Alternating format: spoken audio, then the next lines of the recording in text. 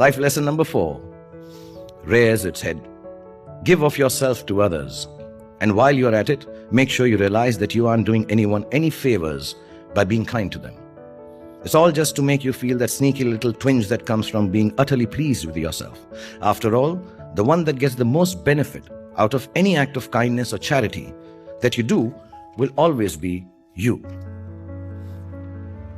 I don't say this as many see it in a transactive or karmic way. It's not an I do good, I get benefit equation with some white-bearded figure taking notes from the heavens above. It's a simple truth. An act of goodness becomes worthless when you assign a brownie point to yourself for it, no matter how subtly you allow yourself to do so. As benevolent as your gesture might be, someone else could have made it too. Regardless of how rich, successful, and famous you become, don't ever underestimate the grace that other people bestow upon you just by being the recipient of your kindnesses. You might be able to buy your friend a Rolls for his or her birthday, but it's no substitute for a patient hearing of your sulky rants on a bad hair day. Sometimes things just happen, as encapsulated in another movie title of mine, Kuch Kuch Hota Hai. And you know what? They don't always add up. So my 5th lesson is this. When life hits you with all the force of its resplendent rage, the Rolls isn't going to give you comfort. A friend's grace will. And if you can't find resolution as easily as you would like to, please don't panic. Everything evolves as you go along. Even disasters eventually resolve themselves. Give life the space to move at its own pace, pushing it ahead only by way of being kind to yourself when you're hurting or in despair. And you will be hurting and despairing a lot in this lifetime. You don't always have to figure things out or find an explanation for the circumstances you are in. It's more prudent to accept that sometimes there just isn't one. Ram Jane, God knows, that's what it means, as we say in Hindi, and as a priest responded to my orphan child character when I asked him what my name was in a movie of the same appellation. The boy plodded through 3 entire hours of film referring to himself by that fatalistic phrase, and why not? Who says that what we call ourselves is any definition of who we really are? And that's lesson number 6 for you. All the names you give yourself or those that others call you are just labels. You're not defined by them, no matter how flattering or uncomplimentary they are. What defines you genuinely is your heart. Ask or read about the artist formerly known as Prince, and you'll learn a thing or two from him, if you don't believe this insanely sexy Indian superstar telling you so. But I genuinely say this out of experience, because if I was to go by what I'm called on the social media, I would be an old, desperate, manipulative has-been star who swings both ways, making crap movies. And these are just the good mentions. If you aren't charged about doing something, if you don't have what in Hindi we call josh, the fire in your belly for it, then don't do it. It's a waste of your time and, more importantly, of those who pin their hopes on your endeavors too. Redefine yourself if you have to, but do it on your own terms and just get on with it. In fact, like my character in the movie, My Name is Khan, if you've seen it. Don't forget where you came from. Please don't forget where you came from and who you really are. It ought to be the compass by which you navigate through life's vicissitudes. The north that keeps you oriented despite a series of misfortunes or a shower of privilege. One of the biggest hits I made was an unexpected one, and for once the plot was neither meandering nor barking mad. I was the coach of a beleaguered women's hockey team.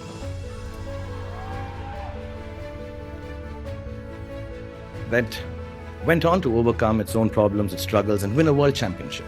Its title was Chak De, an inspirational martial cry that Sikh soldiers used while lifting logs in order to make bridges across rivers on their campaigns against their enemies. It implies the will to get up and get on with it. Which brings me to life lesson number 7. Whatever it is that is pulling you back, it's not going away unless you stand up and start forging your own path with all your might in the opposite direction. Stop whining and start moving, so to speak. I didn't mean the kid. Sadness and happiness have the same quality of transience. Life is a balanced exchange of one with the other. And this is lesson number 8. Don't attach yourself to either. They're both going to change with the same certitude. Take them with the ephemeral spirit of their impermanence and manage them with a healthy dose of good humor. Laugh at yourself. when you're despairing. Shed a tear or two when one of my movie plots makes you hysterical with laughter. I need to tell you, in Guddu, we did consider donating a single eye, the guy, to his blind girlfriend, and both of them waltzing into the sunset, eye patch to eye patch. We didn't do that. Then there was Kabhi Khushi Kabhi Gum. Yes, it means to be happy sometimes and sad others. Is the very beauty of a life lived in full measure. Why fail yourself by desiring one emotion and detesting the other? I have acted in 50 plus full-length films, or 60. If I took you through a journey of each title, we'd be sitting here forever. And you all end up fast asleep. So I'll wrap up with my last couple of words or lessons. Okay, film number 17. This one is Live from the Heart, Dil Se. Chal Chaiya Chaiya. Dil Se, love people, love the world around you, love animals and birds and big cities and mountains, love dreams. Yeah. And love your work and love me forever, love your friends and love me forever, love your enemies and love me forever. But most importantly, my friends, love yourselves. Embrace all that this life has in store for you. Let your heart be as deep as the deepest ocean and as wide as the furthest horizon. Know that it is limitless. Love is not an excuse to grab or to hold on or own or to barter. It is the only excuse you will ever have to call yourself special. And if someone you love lets you down, don't fault yourself for not trusting him or her. Fault yourself for not trusting your love enough to forgive his or her trespasses.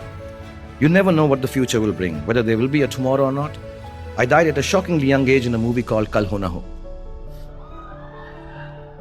which means just that. And I wasn't even a smoker in the film, which was sorry. I've been told they're kids, so I can't use too many of these connotations and talk, so I'm controlling myself. But I never let my two older children watch it to the end. We even filmed, I asked Karan, my friend, to a whole alternate ending specially for them. But now they have grown up, and they're nearly as grown up as you are. They will soon be embarking on a wondrous journey of their own, like most of you are. Instead of trying to protect them from life, the wiser and older version of me grabs every chance to tell them, live as hard as you can in this very moment. Live now, live today. You may not see it with your youthful eyes, but now is as much time as you will ever get. Because tomorrow, we will all be dead. And just in case there is no cycle of rebirth, etc., why take a chance? I don't want to end this on a cynical note by reminding you about the reality of death. I want to let you all know that how important your today is. Your now is. Study hard, work hard, play harder.